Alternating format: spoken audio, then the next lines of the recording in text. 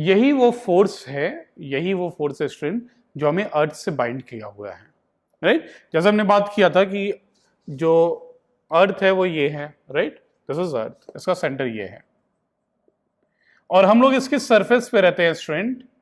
ये अलग अलग सभी जगह पे जो है लोग रह रहे हैं।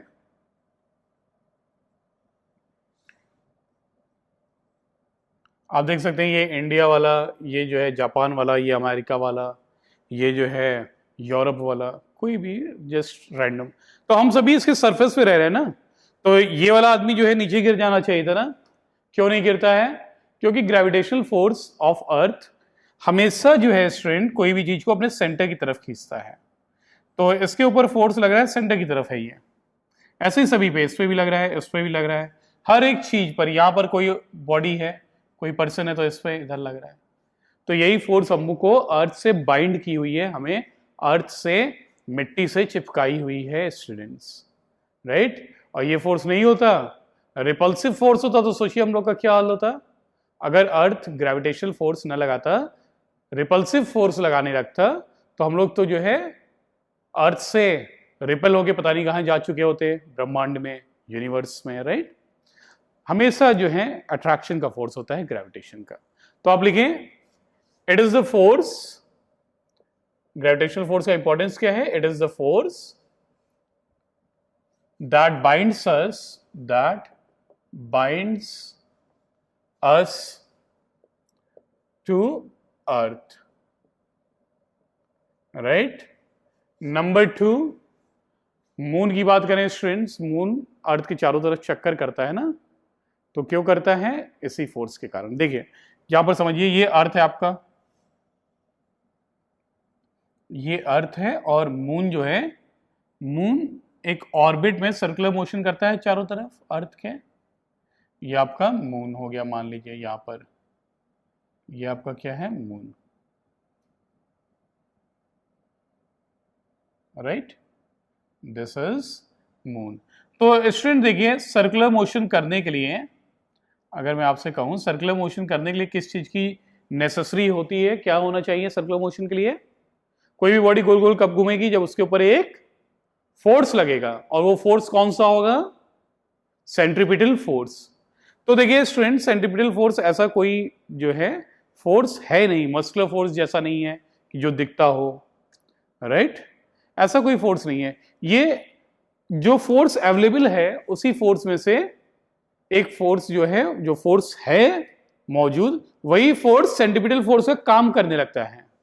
जैसे अगर हम लोग बात करें स्टूडेंट, देखिए सेंट्रीपिटल फोर्स को समझिए आप। जैसे अगर मैं बात करूं आपसे, क्लास में मॉनिटर होता है, आपकी क्लास में मॉनिटर है, राइट। मगर क्या मॉनिटर नाम का कोई लड़का है क्या?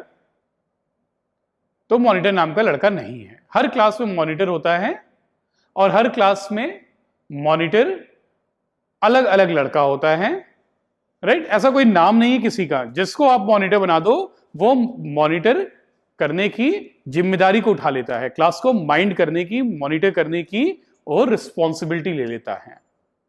ऐसा कोई नाम का बंदा नहीं होता है जिसका नाम मॉनिटर हो, राइट। इसी क्लास में, आपकी क्लास में अभी कोई और मॉनिटर है, जब आप नेक्स्ट क्लास में चले जाओगे, आपके पीछे वाले बच्चे आपकी क्लास में आएंगे, तो इसी क्लास का एक बच्चा जिसका नाम मॉनिटर नहीं होगा, ये मॉनिटर का काम करने लगेगा। ऐसे ही स्टूडेंट, सेंट्रीपिटल फोर्स कोई फोर्स, ऐसा कोई फोर्स नहीं है।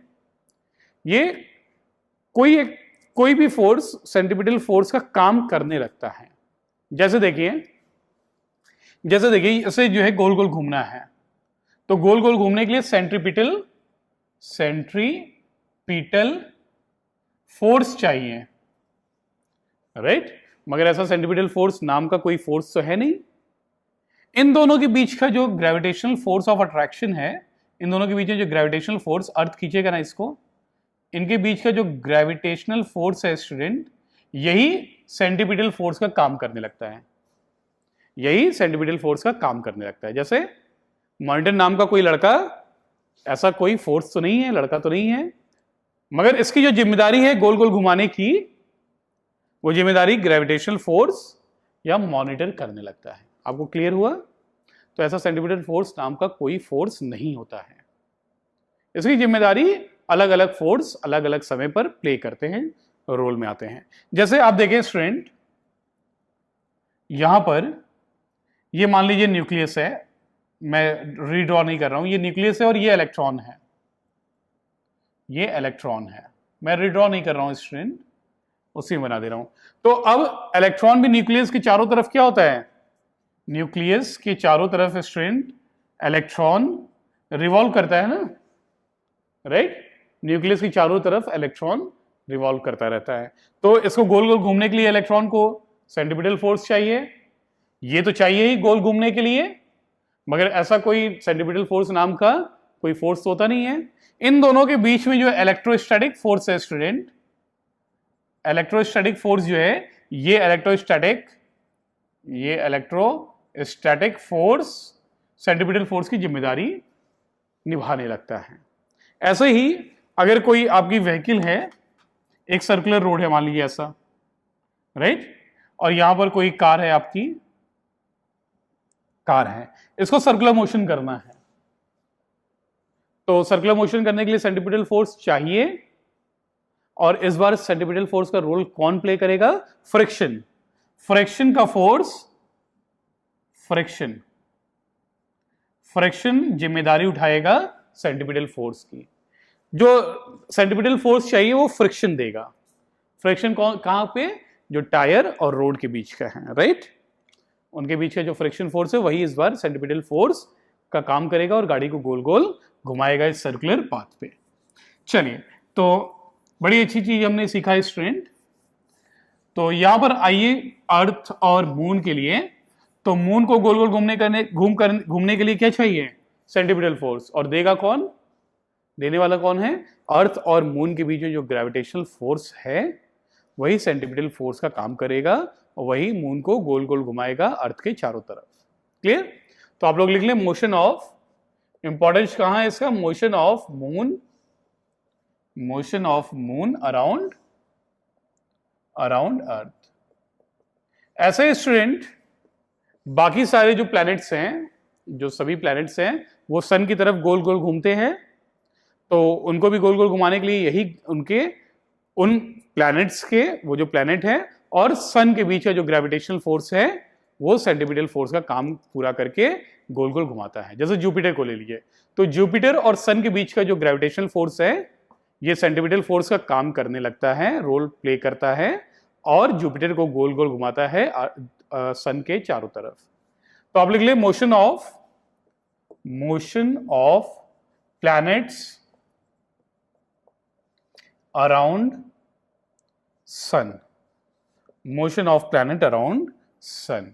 और नंबर 4 स्टूडेंट इंपॉर्टेंस, आपको पता है टाइड्स आती हैं समुद्र में, सी में टाइड्स आती हैं। आपने देखा होगा मुंबई में कभी घूमने गए हो, राइट, आप गुजरात के शोर पे कभी घूमने गए हो तो आपने देखा होगा टाइड्स आती हैं, पानी आगे बढ़ जाता है, खींचने लगता है। तो वो कैसे खींचता है, मून जो है स्टूडेंट, मून अपने ग्रेविटेशनल फोर्स को लगा के पानी को खींच लेता है, ऊपर आगे की ओर बढ़ाता है। क्लियर? तो टाइड्स जो है वो क्यों आती हैं, ग्रेविटेशनल फोर्स ऑफ मून और आप कह सकते हैं सन, राइट, तो इन दोनों के कारण आती हैं, ग्रेविटेशनल फोर्स के कारण। तो लिख सकते हैं आप tides are due to gravitational force of moon and sun, right.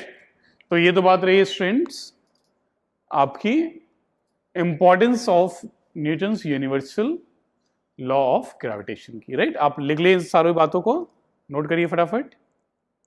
चलिए स्टूडेंट, आपने नोट कर लिया होगा। अब हम लोग चलते हैं आगे और कुछ न्यूमेरिकल को देखते हैं स्टूडेंट, राइट।